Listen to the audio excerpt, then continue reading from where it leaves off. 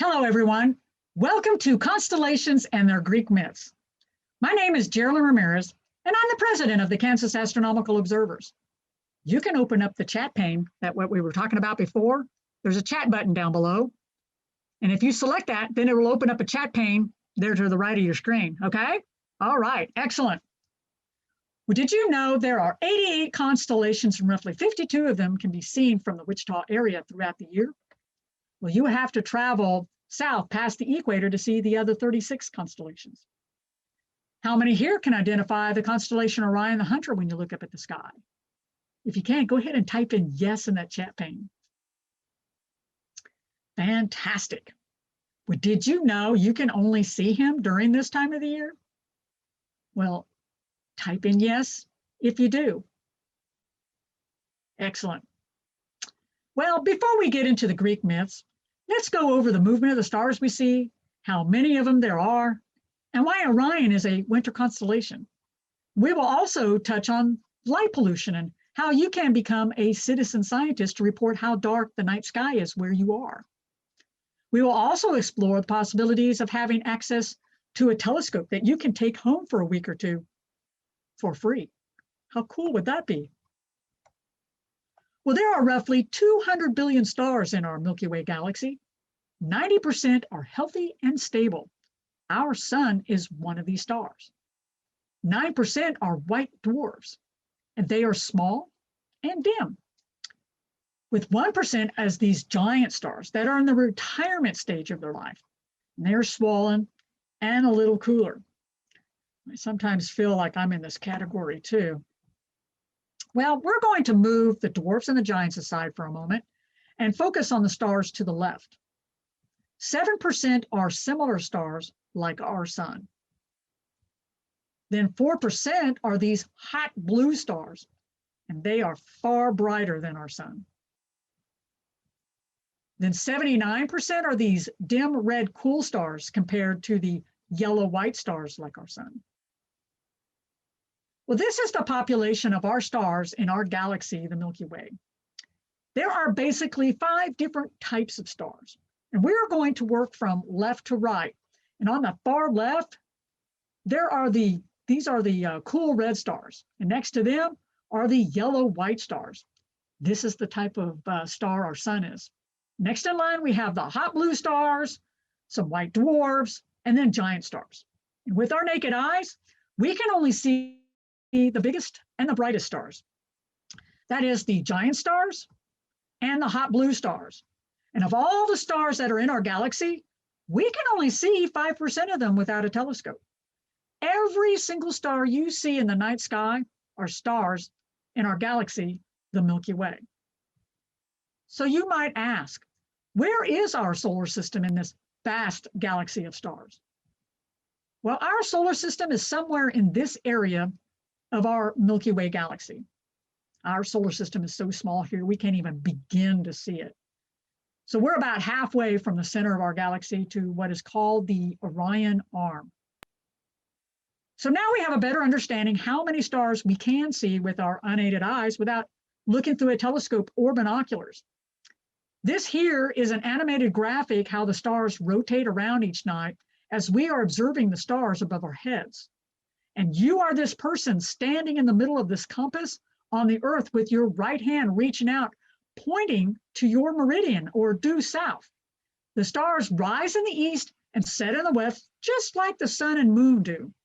The stars ascend until they reach your meridian or the middle of the sky from your perspective when they begin to descend before setting in the west. This animation draws out the familiar and not so familiar constellations as they pass overhead. Oh, did you see Orion? Well, as we pan out, we see the projected sphere surrounding us, even below us on the other side of the Earth. These stars would be in the glare of the sun as to why we can't see them during the day.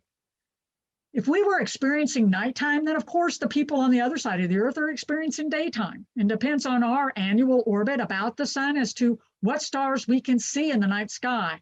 And if you just wait 6 months, the stars that were in the glare of the sun are now visible in the night sky. Well, due to the tilt of the Earth, there are some constellations that are circumpolar, meaning they seem to never set. They only rotate around in the sky in a counterclockwise direction when you're facing north. And it just so happens to be the North Star Polaris, which is right there. See, it's part of the handle of the Little Dipper. See, this is the Little Dipper here. This is the Little Dipper part. This is his handle. So this is Ursa Minor. So this little squiggly line behind it, this is called Hydra. This is projected on the southern facing part of the sphere. So we're on the outside of the northern part of the sphere. So this is the Little Dipper. This is here is Hydra, all the way down here, and part of it's even below the horizon. It's a really long constellation. And we've got this little bitty one right here. It's just seems like it's part of the Little Dipper, but it's not. So it's because it's right there next to Hydra. And it's got a little right angle thing, and it's called a sextant, which is a nautical tool that sailors use. Well, here is another perspective of a celestial sphere, as if we were in outer space, but still in our solar system. So please understand, this graphic illustration is not to scale in size or distance. Our computer screen just isn't large enough to display the correct scale. Well, the yellow ball is the sun in the center of our solar system, and that light blue ball represents the Earth orbiting the sun. This darker red line that seems to skewer the Earth represents the tilt of the Earth's axis of 23.5 degrees to show the north and south poles on the Earth. That green horizontal line is the ecliptic. This is the projected imaginary line of the Earth's equator out into space, taking into account the Earth's 23.5 degree tilt. I want you to notice something here. Notice the constellations on this green line ecliptic are the signs of the zodiac. Starting with Leo, the lion, right there. Kind of looks like a backwards question mark. Then we have Virgo, Libra, Scorpius, Sagittarius, Capricorn, Aquarius, Pisces, Aries, Taurus, Gemini, Cancer, then back to Leo. Your zodiac sign is where the sun was located at the time of your birth. You can't see your zodiac sign on your birthday because it's in the glare of the sun. You're going to have to wait 6 months, and then you'll be able to see your zodiac sign near your meridian. I'm going to demonstrate something here. If we are standing on the blue ball Earth, and if we line up the Earth to the sun like this, then the sun is in Leo from our perspective on Earth. This actually represents the date of September 10. And if your birthday is September 10, this is where the sun was when you were born. The constellation visible at night near your meridian would be in Aquarius on September 10, 180 degrees from where Leo is. How cool is that? Well, this blue cloud-like area in this celestial sphere is the arms of the Milky Way galaxy from our perspective in our solar system. The darker blue is where the stars are denser, and the light blue, less dense. Well, this blue cloud of the Milky Way arms seems to encircle us. Do you remember 2 slides ago where I showed you our approximate location of our solar system is in the Milky Way? Well, the center of the galaxy is right about here from our perspective looking from Earth. Right there. There's the sun. There's Sagittarius, and this is the teapot of Sagittarius. So if you're looking at the center part, the spindle part of the galaxy. Well, another thing on this slide is this intersection of that horizontal green line and that dark black line where the number 3 is, right there. I'm going to put the sun on it. This marks the first day of spring, or the spring equinox in Pisces. Another name used by astronomers is called the Line of Aries. This is where the 0 hours meets the 0 degrees on the equator. The sun arrives at this location to mark the event. And if you were on the Earth's equator, The sun would be straight overhead at noon or at your zenith. And zenith is straight over your head, no matter where you are. The first day of fall, or the fall equinox, lies 180 degrees from that line of Aries in the constellation Virgo, where this number 4 is. I'm going to put the sun on it there for you. This is where the 12-hour meets 0 degrees on that equator. Again, the sun would be at your zenith on the equator.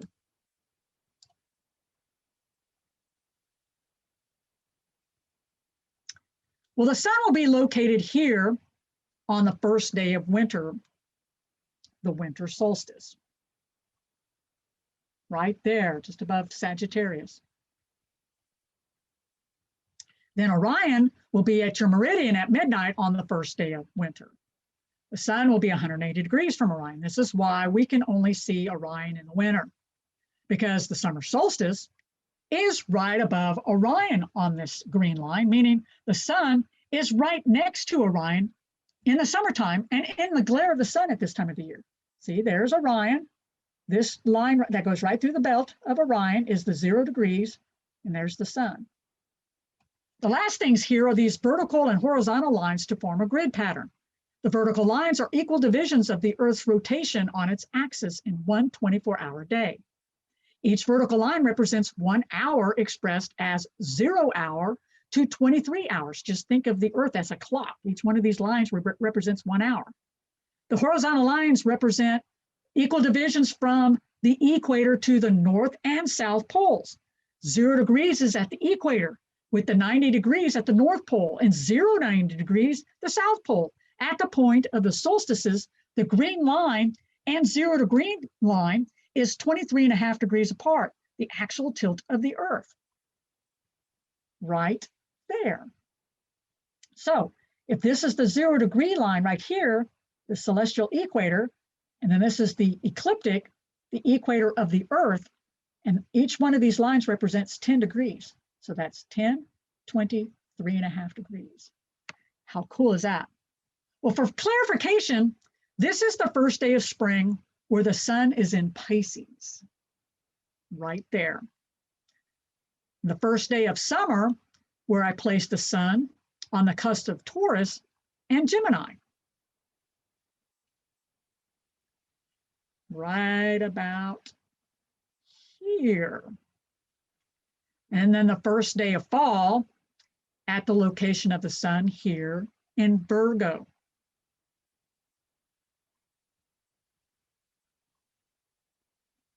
Then the first day of winter where the sun is in Sagittarius, also near Scorpius. And the stars and the constellations you see at night during these seasons are 180 degrees from where the sun is during these seasons. Well, let's say this is our galaxy, the Milky Way.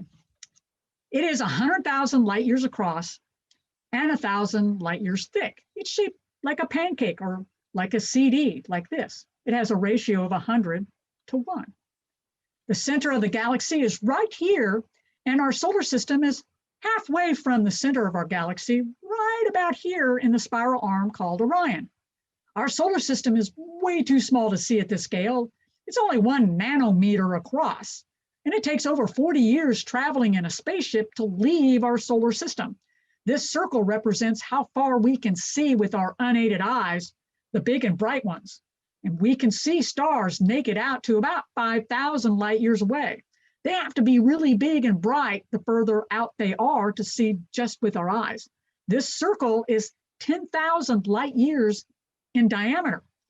And we can't see the stars in our galaxy way out here without the use of a powerful telescope.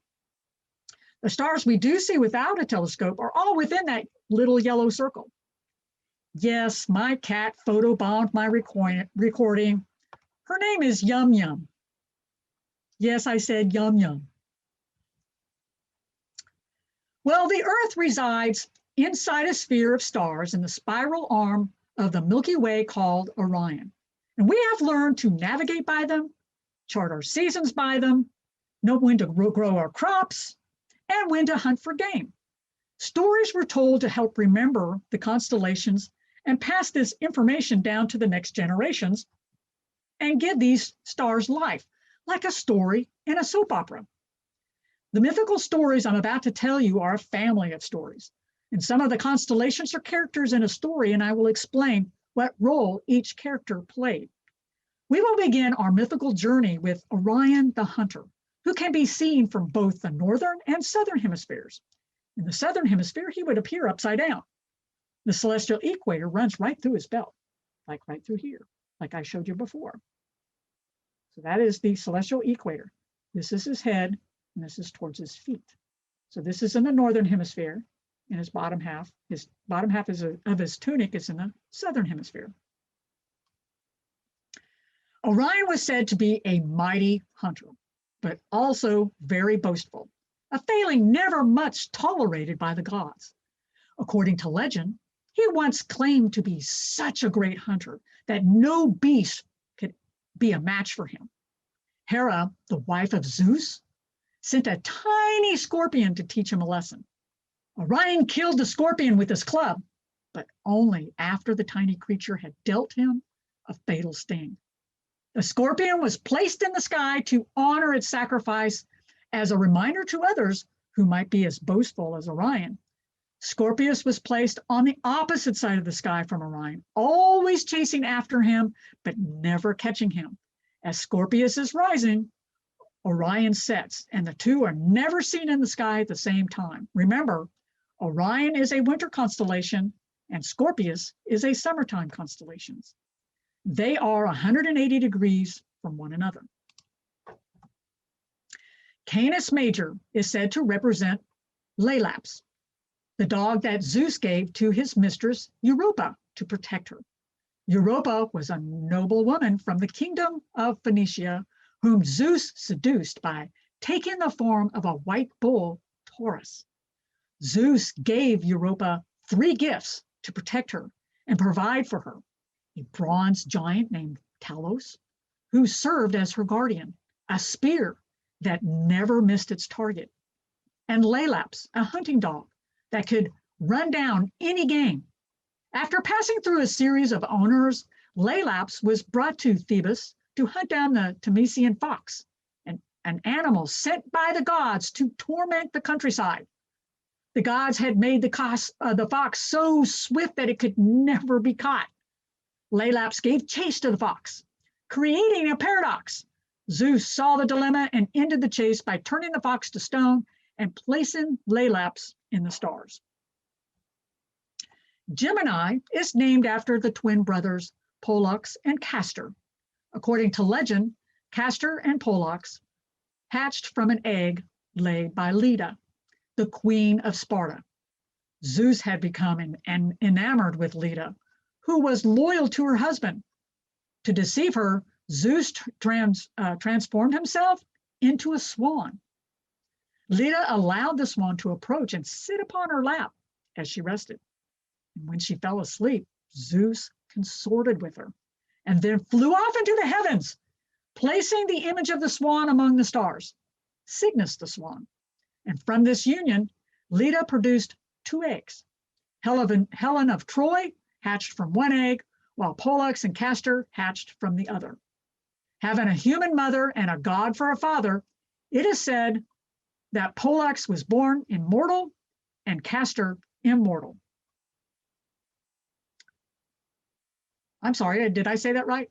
Pollux was born immortal and Castor mortal. Well, Pollux and Castor were fine sailors and horsemen, and they were members of the Jason's Argonauts in his quest for the Golden Fleece, or Aries the ram, and were patrons of mariners and cavalrymen. When Castor was killed in battle, a grieving Pollux told Zeus he did not want immortality without his brother. Zeus permitted Pollux to share his immortality with Castor, allowing the twins to spend eternity together, dividing their time between the realm of the gods and the underworld. Gemini, the twins, are seen in the heavens during the winter months when they are in the realm of the gods. Europa was a noble woman from the kingdom of Phoenicia. Zeus fell in love with her, but Europa's father kept her closely guarded and would not allow any suitors to approach. Zeus transformed himself into a white bull and mingled in with her father's herds. While Europa was out on her daily walk, she approached the magnificent bull and petted it. Struck by its beauty and gentleness, she climbed onto its back. And when she did, Zeus ran down to the sea and swam to the island of Crete with Europa on his back. And once there, he revealed his true identity. Zeus made Europa the first queen of Crete and gave her 3 gifts: a bronze guardian, a spear that never missed, and a hunting dog that could run down any game. And she's considered the mother of Crete, and the continent of Europe gets its name from her. This is where the Pleiades are located, in the constellation Taurus. Well, this is the end of the season, episode 1. Season 1, episode 1. And these are the characters in the winter constellations grouped together in the sky looking towards the south. Here they are taking a curtain call. We have Orion. Next is Canis Major, Gemini the twins, and Taurus the bull. The green line represents the ecliptic where the planets and moon can be found. You can see Mars here in the constellation Aries and the moon in the constellation Gemini. Well, here's the beginning of another Greek myth or soap opera, season 2, episode 1. Cassiopeia represents the mythical queen of Joppa, famous for her vanity, wife of King Cepheus and the mother of Andromeda. Cassiopeia once claimed that she and her daughter were more beautiful than any of the sea nymphs, the Pleiades, that accompanied the sea god Poseidon's court. The sea nymphs, or the 7 sisters, complained to Poseidon, who punished Cassiopeia by sending a sea monster, Cetus, to ravage the coast of Joppa. Cassiopeia and Cepheus consulted the oracle, who told them they had to sacrifice their beloved daughter to the monster to save their kingdom. Reluctantly, Cassiopeia and Cepheus had Andromeda chained to a rock on the coast in sacrifice. She was saved from Cetus by the hero Perseus, who slew the monster and then took Andromeda's hand in marriage. Poseidon placed Cassiopeia in the sky, but in a most undignified pose. Cassiopeia is said to be seated in her throne, but she rotates headfirst about the pole star, upside down half of the time, in an internal punishment for her vanity. So let me show you what I mean, how this is a throne. So if you close this off, there's a bright star right there, and you box this in, this is the seat of the throne. This here is the back of the throne, so therefore her head would be down here. This is one of those circumpolar constellations that never set. Andromeda was the princess of Joppa, the beautiful and beloved daughter of King Cepheus and Queen Cassiopeia. Andromeda was chained to a rock on the coast as sacrifice to atone for her mother's boasting and to save the kingdom. The hero Perseus came upon the tragic scene and offered to save Andromeda in exchange for her hand in marriage. Unhappy with the deal, but having no other option, her parents accepted. Perseus saw the monster, or slew the monster, and a wedding was performed right on the spot. Later, the goddess Athena placed Andromeda in the heavens to accompany her parents, who were placed there by Poseidon. This fuzzy object is the Andromeda Galaxy, or M31, right there. And it is the nearest galaxy to our own Milky Way galaxy. It is 2.5 million light years away. M33 is down here. In this image and it's another galaxy, and that can be seen with a nice pair of binoculars or even a small telescope if you have access to them. Perseus is the son of Zeus and the mortal mother of Danae. Perseus began his life of adventure to defend his mother, Danae, from the unwanted advances of King Polydectes. The king offered to find a different bride if Perseus brought him the head of the Gorgon Medusa. Medusa was the only mortal of 3 Gorgons, sisters so ugly that any mortal who looked at them would be turned to stone. Polydectes assumed that Perseus would die in the attempt, allowing him to court Danae. To Polydectes' dismay, Perseus succeeded with the help of the gods. Flying on the winged sandals of Hermes, Perseus used the shield of Athena as a mirror to avert his gaze as he crept up on the sleeping Medusa and cut off her head. The winged horse Pegasus arose when Medusa's blood dripped into the ocean. Perseus mounted the steed and fled Medusa's immortal sisters, and on his way, Perseus came across Andromeda and rescued her, winning her hand in marriage. Cepheus was the king of the ancient land of Joppa, which was located on the northern coast of Africa.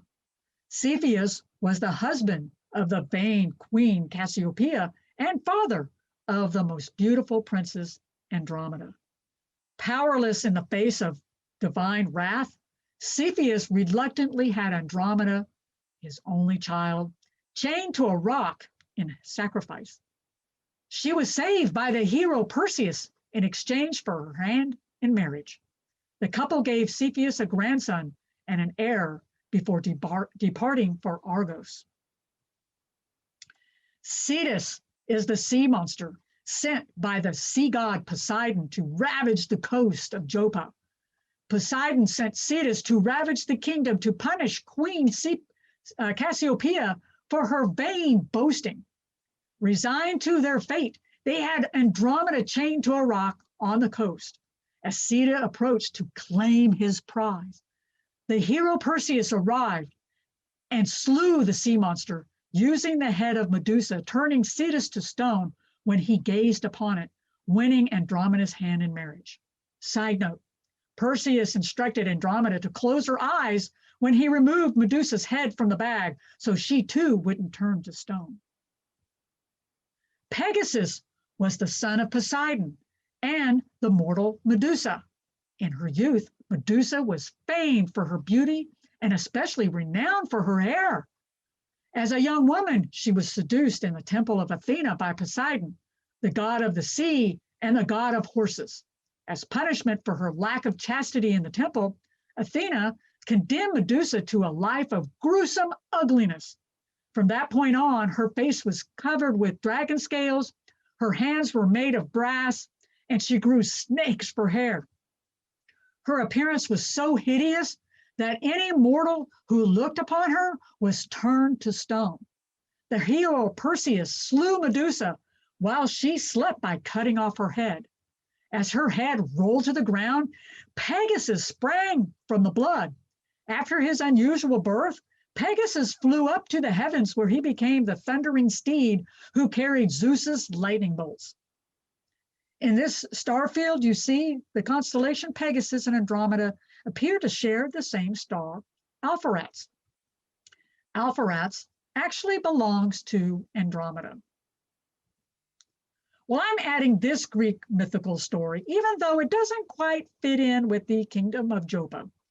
Pisces has photobombed this grouping in the heavens, so it seemed fitting to include it in the story. Typhon was the son of Gaia, goddess of the earth, and Tartarus, the pit of hell. Typhon was the largest and most hideous creature ever to live, with 100 serpent heads and 100 serpent tails. He waged war on the gods of Olympus and tried to replace Zeus as king. Typhon stole the thunderbirds of Zeus and brought storms that ravaged the land. In the chaos, most of the Olympian gods fled. In Syria, Aphrodite, the goddess of love and beauty, and her son Eros transformed themselves into fish to escape. Many Syrians abstained from eating fish out of fear that they would be consuming the gods. Zeus confronted Typhon and a tremendous battle ensued, causing earthquakes and tsunamis. Zeus triumphed and imprisoned Typhon under the Mount Etna, where he is said to be the source of that mountain's eruptions. Well, here we are facing west, and these are the characters from the kingdom of Joppa. So come on out and take a bow. We have Queen Cassiopeia, then Princess Andromeda, the hero Perseus, King Cepheus, sea monster Cetus, the winged horse Pegasus, and lastly, Pisces the fishes. Well, as I understand it, 3 documents were sent to you via email, so I'm going to help explain them to you a little bit. Well, we have here a star map of January, which shows all the characters of the stories you just heard, and I'm going to show you how you can use this star map so you can find your way around the night sky for January. So first, just face south and hold the map oriented with the word south, facing right side up. And then when you face north, turn the page around so the word north is right side up. So, and do the same for east and west. Well, the planets across the bottom are to scale to each other in size. And you can find the planets between the dotted lines through the middle of the map when they're up. And the moon will also be found in the same area when it is up. Well, notice the constellations in this area are the signs of the zodiac between those dotted lines, as we talked about before. So pay attention to this key in the corner as to the times this best represents. And the gray shaded area is the Milky Way. And this is how all star maps like this are read. And there is one for each month of the year, and they're good year after year. Well, I went ahead and added the February star map since it is so close to February. And notice how the Milky Way has rotated, and all the constellations have too. Even the path of the planets and the moons on the ecliptic. This is due to the tilt of the Earth and why we have seasons. But then again, that's another story. Well, while we are out in the night sky and looking for the constellations using this star map, you can become a citizen scientist and report how dark the night sky is in your area. Well, this is the Globe at Night 2021 campaign. Navigate to the www.globeatnight.org to find out of this program, which is right here. It's pretty easy to get involved. You just have to report how many stars you can see. The campaign runs during the dark of the moon every month, or a moonless night, to make your observations. Well, this is the flip side of the Globe at Night postcard, and it shows the countries who participated. We have some lighter dots here, and that shows where there's a lot of light pollution. And then the darker dots show there's dark skies there. Well, this activity guide is an introduction to the Globe at Night website. And it offers basic information about reporting your findings. It guides you on the brightness in the area of what constellation that you are reporting for.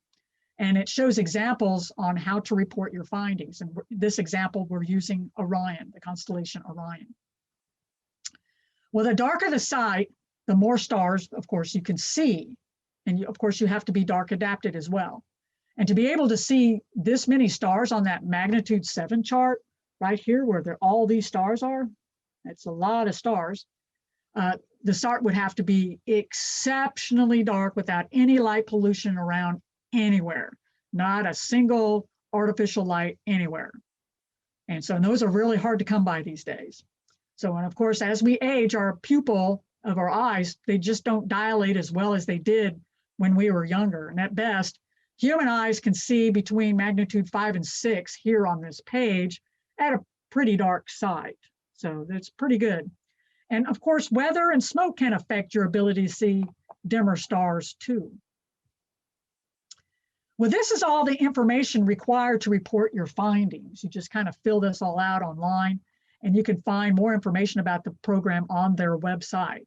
This program started in 2006, and you can actually go back to see the data that they have collected over the years and even drill down to each one of those individual dots to, the location of where it was reported. And you can make more than one observation by going to different locations. There's also an app that you can download to your phone for free if you want to report your findings this way. And you are welcome to print and distribute any of these documents to your friends and family. And these are all outreach handouts, so I encourage you to go ahead and distribute them as needed. Well, the final item that I would like to share is the Library Telescope Program. Going to this website, you can learn more about the program and where you can check out a telescope. And the website is right here, www.librarytelescope.org. Once registered in the program, the telescope is seen on the website as being in the program. There are over 500 libraries in 44 states here in the US participating in this program.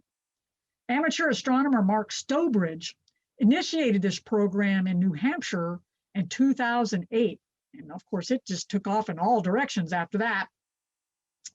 Well, this program places a nice, modest, simple to use telescope at different libraries for library patrons to check out like a book to take home and do some personal observing.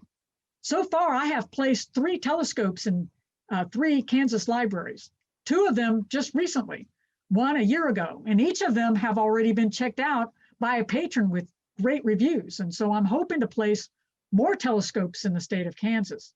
So remember, I showed you the location of M31 and M33 near Andromeda? Well, they look pretty awesome in this telescope. So I hope this is something that we can explore sometime in the future.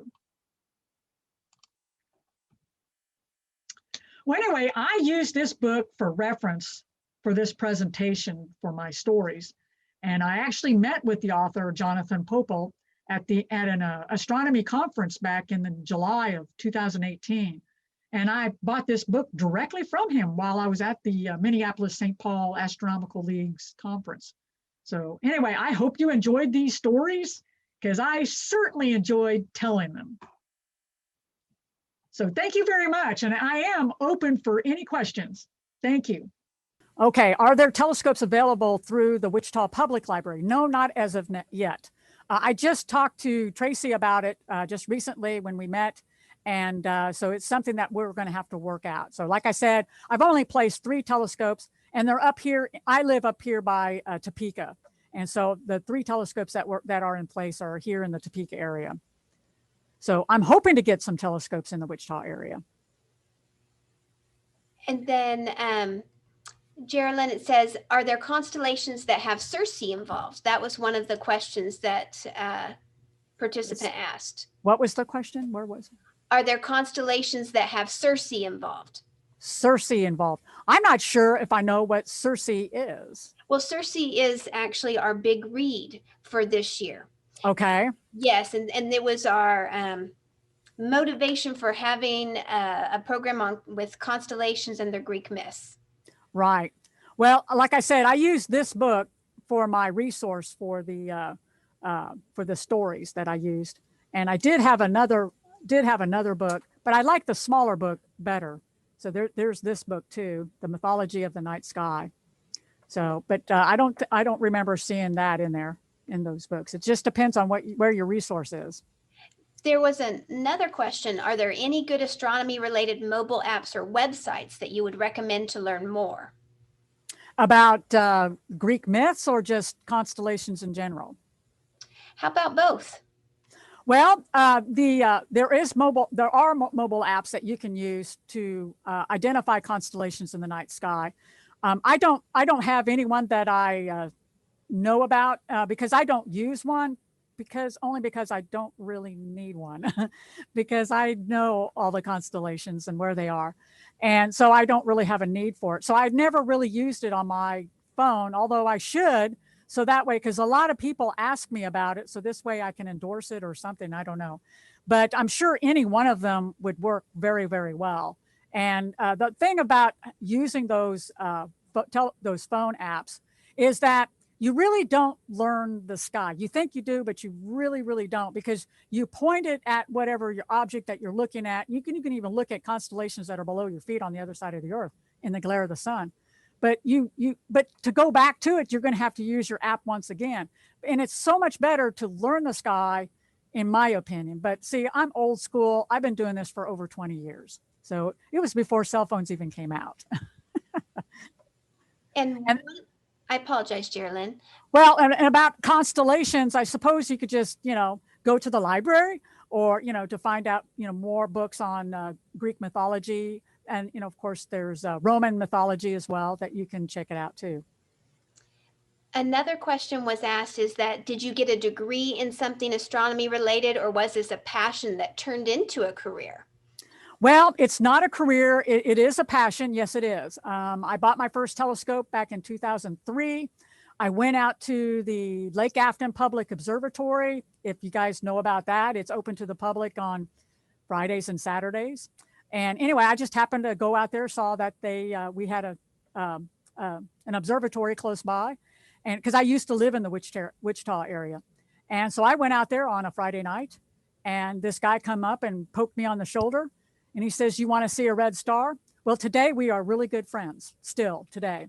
And so we've gone on this astronomy journey together, and I just got involved with the club, and it kind of blossomed from there. And I've just been doing this ever since. Are there any resources that you would recommend for someone who is interested in learning more about astronomy? Well, you can become a club member. There's some programs that are available through the Astronomical League, because when you become a club member for us, you have access to the Astronomical League, but you can still access the Astronomical League. And they have these observing programs, and then you can just kind of self-learn, because I'm self-taught. Everything that I've learned, I've taught myself. And it was just a long road, and I've gotten where I really enjoy astronomy. And in the most part, I really enjoy sharing it. That's the fun part. And so, yeah, you can become a member of the club. You can just talk to, any member of the club. You don't have to become a member. You can always join in on our meetings. We have a meeting once a month, and you don't have to be a member to participate in our meetings. And so a lot of times I always try to, because I am the president, so I am, the mediator of the meeting. And a lot of times I do present some learning information, and I try to do that at every meeting. One question that we asked, and I am so sorry, I'm going to horribly mispronounce this. It says, what about the Pleiades story? Pleiades story? Pleiades. Yeah, there is a good story about Pleiades. Can you Pleiades. Yeah, let me look it up in my book, because this guy, he's very colorful, and because it's in the constellation Taurus. And see, those are the sea nymphs. Those are Poseidon's nymphs. Those were the ones that were complaining about how Cassiopeia was saying that they were most beautiful. But see, the Pleiades have been renowned to be the most beautiful. And so they are the ones that got Poseidon to sic Cetus onto Europa. And that's kind of how that story went. Okay, another question that was asked is there a cost associated with being a member of KAO? It is $20. It's an annual membership, $20 a year.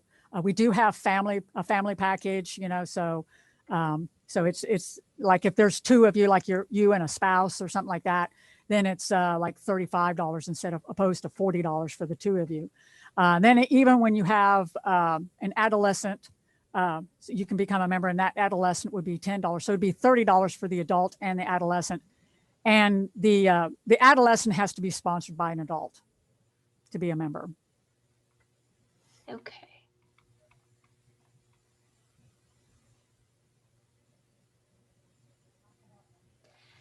And then isn't there a story that one of the Pleiades, one sister went off from the other six, so the seven sisters are actually only six? I guess I don't know that one. I haven't heard that one. I guess it just depends on your source of your resource on where you get that information. And apparently I don't have it in mind. Okay. And Andra asked this, and I responded to her individually in the chat. If the Wichita Public Library would add a telescope to its collection, it would make customers aware if that was the case. And that's if that happened. That was one of the questions that was asked. Okay. A couple of things that were mentioned were some apps that participants like. Skyview, they said, is a good one, and Planets app. Both of those are actually I've heard of good those, but apps. yeah, I have heard those, and I hear that they are pretty good apps. So I guess any one of those would be good. And I do see a question here. What size of telescope should a beginner get? Well, it just depends on, I would start off with a small one, but the best thing to use is start off with binoculars. If you start off with binoculars, you're not invested in a whole lot of money. And, so that way you don't have a whole lot of investment into that. And so, and everybody can use binoculars. You can use it for just about anything, bird watching even. So start off with that, get a rug or a blanket, throw it on the ground, get a planisphere, pair of binoculars, and just scan the sky. And it's really fun to do that. But then what size the telescope, if you want to go with the telescope, I would start with a like a Dobsonian or a reflector type telescope, a small one, similar to the one that I'm placing in these, in libraries. So this way, if you can have access to one of these libraries and check out one of these telescopes, and that way you can get your hands on it and basically kick the tires, if you will, and see if it's something that you really want to pursue. People don't really understand that astronomy is a fairly expensive hobby. I own 8 telescopes, and I hate to tell you what I spent on all of them. I spent a lot of money on them, and they vary in different sizes. And it just depends on, what I use them for. Like a lot of people see these go-to telescopes. Well, yeah, that sounds like fun, like you could just set it up and ready to go. Well, no, it's not that simple if you think about it, because you do have to know, you have to have some knowledge of the night sky to be able to set it up, because you have to know your longitude, your latitude of where you're standing.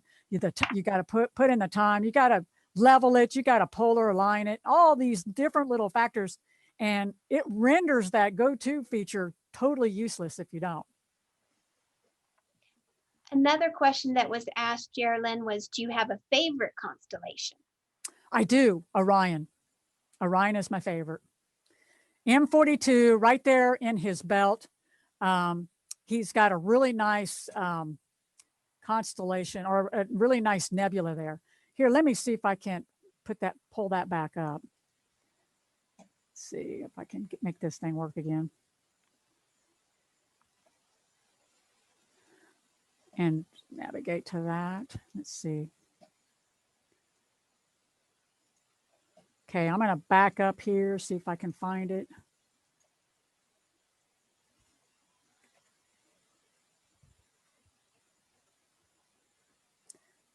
Because I know I had a, come on.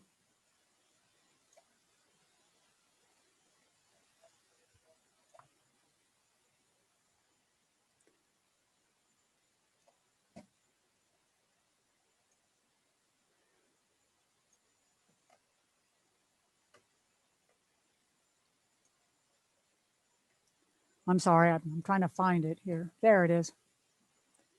Okay. See, Orion, this is Orion, and M42 is right there. It's a wonderful looking nebula. It looks great even in binoculars or the small telescope that I'm placing in these libraries. But it's really cool. It's a place where stars are being born. It's a stellar nursery. But that's my favorite thing to look at, and it makes my jaw drop every time I look at it. I seem to never get tired of looking at it.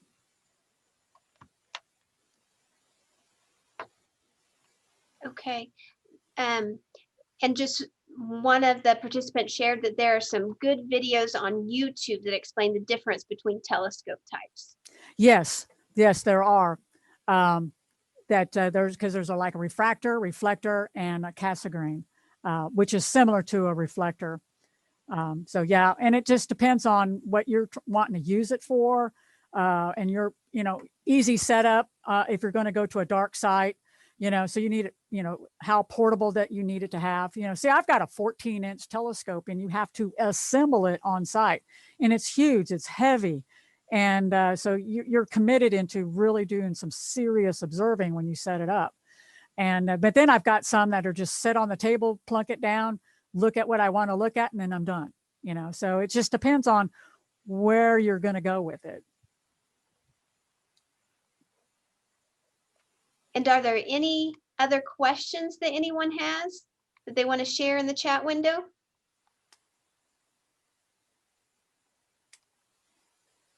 Let's see, skip the question about letting us know when there is a There's one at the telescope. end, Geraldine, about are there any places in Kansas that you like to do stargazing? Well, there are some dark sites. One of them is in my backyard. I live in the Flint Hills here in Kansas, and I'm actually, my house sits on top of a river bluff, and so I'm overlooking the town, and it's fairly nice. Although they're building a giant church right across the street from where I'm living. I didn't think they were ever going to develop that area, but I was wrong. And this church is going to be the largest church in the whole state of Kansas. That thing is going to be lit up like a Christmas tree. So sadly, I am going to lose my night sky. Although my alternative, I go out to Fall River and go do some observing there. We actually do some observing out there as a club, and guests are always welcome to come to that. Then there's the observatory down in the Wichita area, the Lake Afton Public Observatory. Then there's the Butler State Park. That's another good site. And I don't know if you guys have ever heard of Teeter Rock, which is kind of out in the middle of nowhere. It's actually a big old rock that's been erected up out of the ground, and it was a marker for the Chisholm Trail that went through there. So they knew they were at like halfway to to their destination or something. But we'll go up there and set up, and it's a fairly dark site. And then the biggest thing that we go to is the Okie-Tex Star Party, which is in the Panhandle of Oklahoma, and it's right next to the New Mexico border. We're about 3 miles away from the New Mexico border, and there's nothing out there. The only thing that are out there are cactus, tarantulas, and scorpions. That's it. That's all that's out there. Okay. And then can the Milky Way be seen using eyes only or binoculars? The Milky Way is best observed just using your naked eye, because it just looks like a big old cloud of smoke, and you have to have the right conditions to see it. If you have a little bit of moon up, you can't really see it. So you want to time it to when it's during the dark of the moon. And being that the dark of the moon means the moon and the sun are generally in the same area.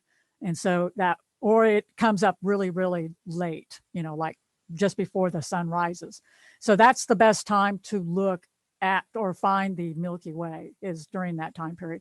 And you have to have some fairly dark skies to see it, because any amount of light just washes it away.